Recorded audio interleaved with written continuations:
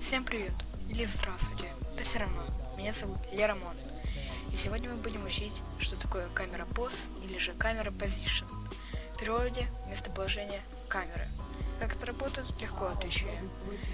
Она просто оставляет камеру в статичном положении, это очень удобно для меню. Запускаем Roblox Studio.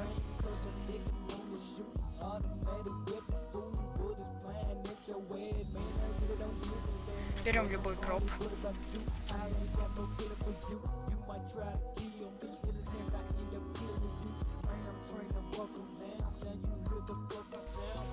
Переименуем его камера Position или же камера POZ.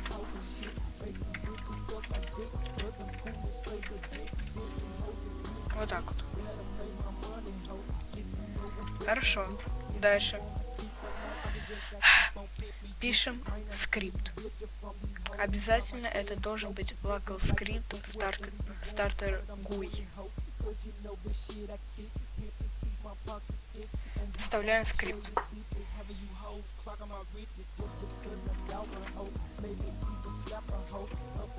Смотрим, чтобы ничего не отходило на пробел. Продолжаем. Дальше нам нужно всего лишь запустить игру.